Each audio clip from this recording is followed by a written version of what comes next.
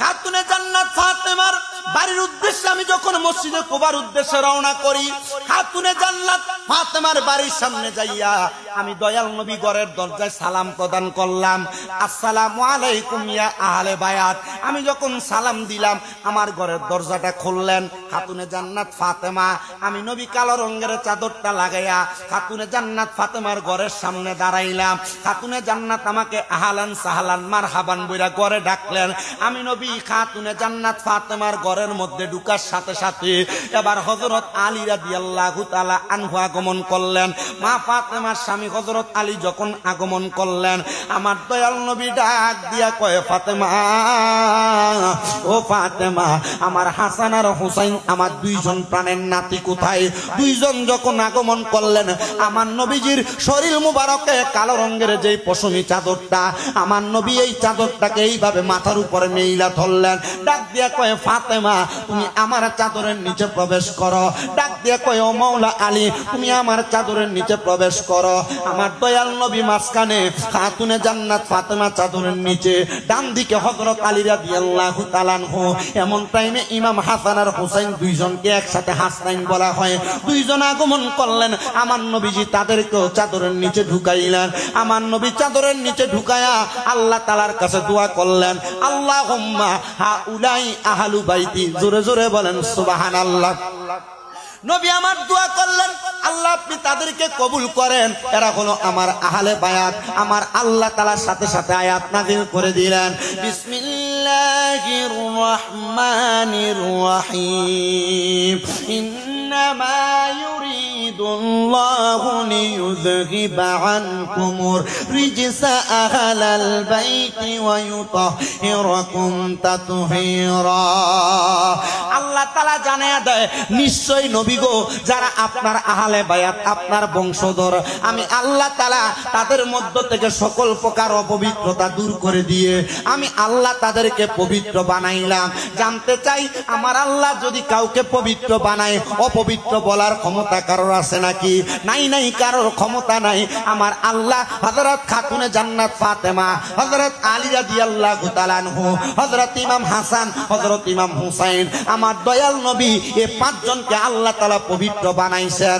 এমন টাইমে আমার নবীজির একজন স্ত্রী আইসা ওই চাদরটা উঠাইয়া চাদরের নিচে প্রবেশ করতে লাগলেন। নবী আমার ডাক দিয়া কয়, কলিজার টুকরা স্ত্রী গো, তুমি যেই চাদরের নিচে প্রবেশ করতে চাচ্ছ, কারণটা কি বলবানি? বলেন না গো, কারণটা শুনতে চান? আল্লাহ না বলেছে এটা বরকতওয়ালা চাদর, এটার নিচে প্রবেশ করলে আমার আল্লাহ তাআলা পবিত্র বানায়া দেয়, এই জন্য আমি এই চাদরের নিচে প্রবেশ করতে চাই।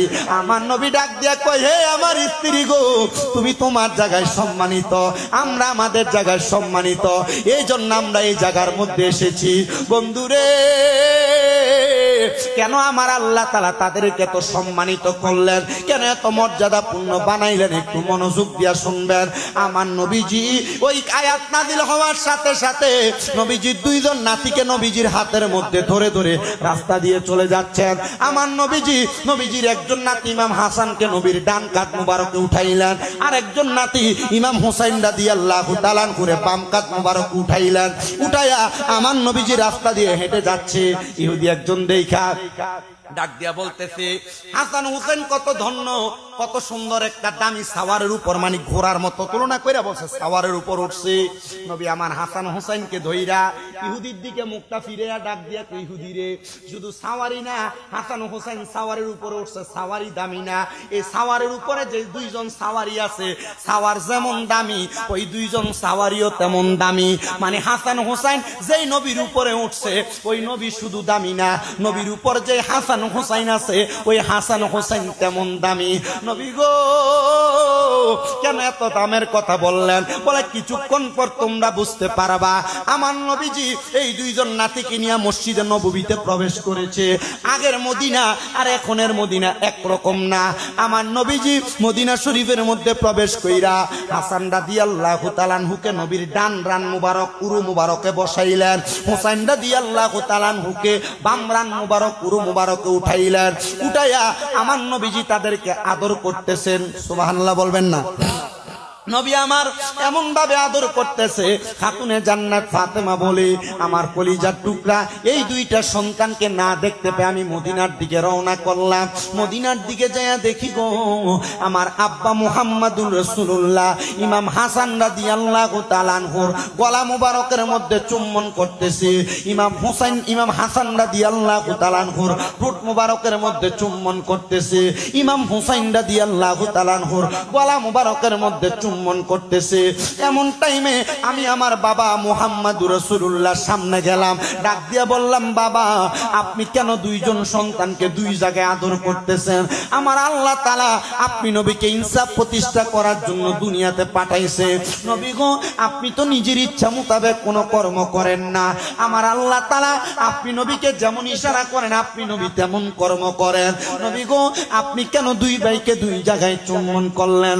আমার নবী রাহমাতুল লিল আলামিন নবীজির চোখ মুবারক গুলো দিয়ে টটটর করে পানিগুলা বেয়ে বেয়ে পড়তেছে। খাতুনে জান্নাত ফাতেমা ডাক দিয়া বলে, বাবা ও বাবা গো, আপনি যে কান্না করেন অবশ্যই আপনার কান্নার মধ্যে কোনো কারণ আছে। কি কারণে এমন করে কান্না করেন একবার কি আমি খাতুনে জান্নাত ফাতেমাকে বলবেন নাকি? আমার দয়াল নবী ডাক দিয়ে কয়, ফাতেমা আমি নবী কান্না করার, আমি নবী দুই জায়গায় চুম্বন করার কারণ একটা। নবী গো,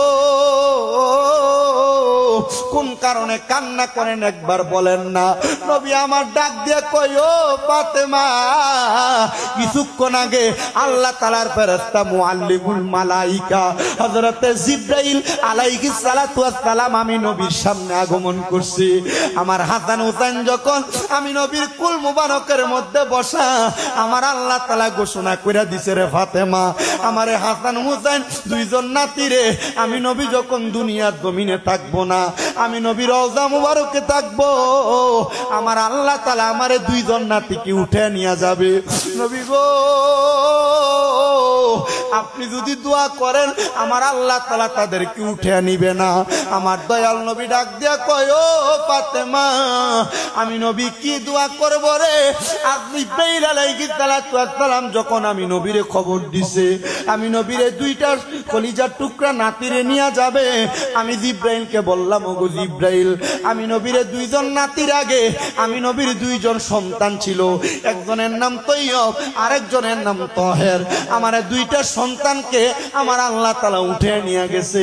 আমি আমার আল্লাহ তাআলার কাছে কোনো কিছু চাই না ফাতেমা রে, কিন্তু আমি নবীজি হাসান হুসাইনের নেওয়ার খবর যখন আমার কাছে আমার আল্লাহ পাঠাইছে, আমি আমার আল্লাহর কাছে ফরিয়াদ জানাইছি, আল্লাহ ইমাম হাসান হুসাইন তো জান্নাতের, ও আল্লাহ আমার হাসান হুসাইন দুনিয়াতে বড় হইলে আমি নবীজির উম্মতদেরকে পথ প্রদর্শন করাবে, সিরাতুল মুস্তাকিমের দিকে নিবে।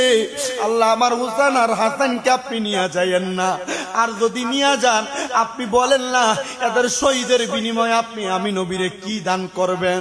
জিবরাইল ডাক দিয়ে কই, আল্লাহ আপনার বন্ধু তো হাসান হুসাইনের শাহাদাতের বিনিময় চাই। আল্লাহ কয়, হাবিব আমার, বন্ধু আমার, যেহেতু বিনিময় চান আপনি আপনার জবান দিয়ে বলেন। আমার আল্লাহ তাআলা ঘোষণা করেছে, ও বন্ধু মুহাম্মাদুর রাসূলুল্লাহ, বলে দিলাম গো, আপনি নবী তো আপনার উম্মতের পাগল। ইমাম হুসাইন কারবালার ময়দানে যখন শহীদ হয়ে যাবে, হুসাইন রাদিয়াল্লাহু তাআলা আনহুর গলা মুবারক থেকে যত ফোঁটা রক্ত মুবারক মাটিতে পড়বে, প্রত্যেক ফোঁটা রক্ত মুবারকের বিনিময় আমি আল্লাহ তাআলা আপনি নবীর লক্ষ লক্ষ কোটি কোটি গুনাহগার উম্মতকে আমি আল্লাহ তাআলা জান্নাত দান করে দিব। জোরে সোরে পড়ি সুবহানাল্লাহ। এ মুসলমান ইমানদারেরা, এই মাসটা চলতেছে পবিত্র জিলকদ মাস, এরপরে জিলহজ মাস, জিলহজের পরে যে মাসটা আসবে সেই মাসটার নামই হলো মুহররম মাস। ওই মুহররম মাসের 10 তারিখে ইমাম হুসাইন রাদিয়াল্লাহু তাআলা আনহুকে শাহাদাত করা হয়েছে। এমনে করা হয় নাই রে, আমার নবীজি ডাক দিয়ে কই, জগতের মানুষের দলেরা, আমি দয়াল নবী রাহমাতুল লিল আলামিন নবীজির এই দুইজন নাতিকে যখন কতল করা হবে, কতলের পূর্ব মুহূর্তে আমার নাতি ওই কারবালাতে একজন দুইজন যায় নাই, 72 জন সদস্য কারবালার ময়দানে ময়দানে গেছে, কিন্তু এই 72 জন সদস্যের মধ্যে একজন একজন কইরা প্রত্যেকটা সদস্যকে কারবালায় কতল করা হয়েছে। কিন্তু আমার নাতি ইমাম হুসাইন যখন কারবালার ময়দানে যুদ্ধ করতে যাবে, হুসাইন রাদিয়াল্লাহু তাআলা আনহুর হাতের মধ্যে হযরত আলী রাদিয়াল্লাহু তাআলা আনহু তরবারিটা নিয়া আমির হামদার বর্মটা বুকের মধ্যে লাগায়া রওনা করে সামনে চলে গেছে। সামনে যা দেখতেছে শত শত এজিদ বাহিনীরা তাড়ানো, আর ইমাম হুসাইন একা যুদ্ধ করতে আসছে। মুসলমান মনে রাখতে হবে, আপনার আমার যদি ইমানি জজবার পাওয়ার থাকে, যদি বেঈমানেরা যদি বাতিল ফেরকারা লক্ষ লক্ষ হাজার হাজার থাকে, ইমানদারের কাছে হাজার হাজার লক্ষ লক্ষ বাতিল ফেরকা মশার মতো, তাদের সাথে কোনোদিন পারবে না। কথা কোন না ঠিক কিনা? এই জন্য আপনাকে আগে ইমানটারে ঠিক করতে হবে। কথা কই না ঠিক না বেঠে? আল্লাহ তাআলা আমাদের ঈমান পরিপূর্ণ করার তৌফিক দান করুন। আমিন পড়েন, মোহাব্বতে পড়েন আমিন। আব্বাজি ইমাম হুসাইন রাদিয়াল্লাহু তাআলা আনহু কারবালার ময়দানে যায় দেখতেছেন শত শত হাজার হাজার এজিদের সৈন্যরা, ইমাম হুসাইন একজন। কয়জন? একজন, হাতে তরবারি, একটা ঘোড়া। ইমাম হুসাইন সামনে যায় যুদ্ধ করবে, কিন্তু কারবালার ময়দানে এজিদ বাহিনীর মধ্য থেকে একজন সামনে আগমন করছে। আয়েশা ডাক দিয়া কয়, হুসাইন ও নবীর নাতি, আপনি যে কারবালায় আসছেন যুদ্ধ করার জন্য, আমি তো এজিদের পক্ষে, এজিদের সাথে দাঁড়ায় আছি, কিন্তু আপনি আমার সঙ্গে যুদ্ধ করা লাগবে না। বলে কেন কেন কেন? বলে আমি যেই দিন শুনতে পাইছি নবী মুহাম্মদুর রাসূলুল্লাহ একজন উত্তরসূরি দুনিয়ার জমিনে বেঁচে আছে, আমি চিন্তা করেছি ওনার সামনে যদি আমি দাঁড়াইতে পারি, আমি ওনার কাছে বায়াতে রাসূল গ্রহণ করব। জোরে বলেন সুবহানাল্লাহ। হুসাইন রাদিয়াল্লাহু তাআলা আনহু ডাক দিয়া কয়, তাহলে তুমি কি আমার কাছে বায়াত গ্রহণ করতে চাও? বলে হ্যাঁ, বায়াত গ্রহণ করতে চাই। আপনারা যারা বিভিন্ন পীর মাশায়েখের হাতে হাত দিয়া বায়াতে রাসূল গ্রহণ করেন, আপনাদের সবার কাছে আমার আবদার রে বাবা, ও নবীর উম্মতের দলেরা, ও নবীর আশিকের দলেরা, দুনিয়ার জমিনের মধ্যে আল্লাহর ওলিদের হাত ধরবেন নিজেকে পরিশুদ্ধ করার জন্য, কবরে জিন্দেগি সুন্দর করার জন্য। আউলিয়া কেরামের হাত ধরলে, বায়াত গ্রহণ করলে আল্লাহ তাআলা আপনার সম্মান বাড়াইবো, ইজ্জত বাড়াইবো, দাম বাড়াইবো। এবার আপনারা বলেন, আমরা আমাদের দাম, ইজ্জত, সম্মান বাড়াইতে চাই কি চাই না? কথা বলেন না, চাই কি চাই না?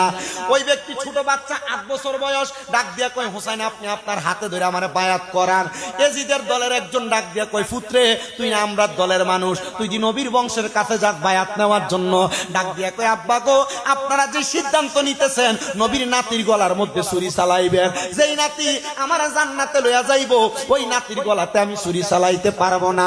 ছেলেটা ডাক দিয়া কয়, আমি ইমাম হুসাইনের জবানের সাথে জবান মিলিয়ে পড়লাম, লা ইলাহা ইল্লাল্লাহু মুহাম্মাদুর রাসূলুল্লাহ সাল্লাল্লাহু আলাইহি ওয়াসাল্লাম। আমি যখন কালেমা পড়লাম, ইমাম হুসাইন যুদ্ধ করার জন্য সামনে রওনা দিছে। ডাক দিয়া বললাম, ইমাম হুসাইন সামনে যায়েন না, সামনে যায়েন না গো ইমাম হুসাইন। বলে কেন কেন সামনে যাব না? বলে যুদ্ধ করার জন্য। আপনি যদি সামনে যান, এজিদ বাহিনী যদি আপনারা কারবালাতে কতল করে ফেলে, আপনার নানা মুহাম্মাদুর রাসূলুল্লাহ যদি আমারে যদি প্রশ্ন করে, তুমি জীবিত থাকতে আমার নাতিরে কেমনে তোমার সামনে জবাব করলো, তুমি জবাব দাও, আমি জবাব দিতে পারবো না। আমার হাতে তরবারিটা দেন না গো, আমি ছোট মানুষ, আগে যুদ্ধ করার জন্য যাই।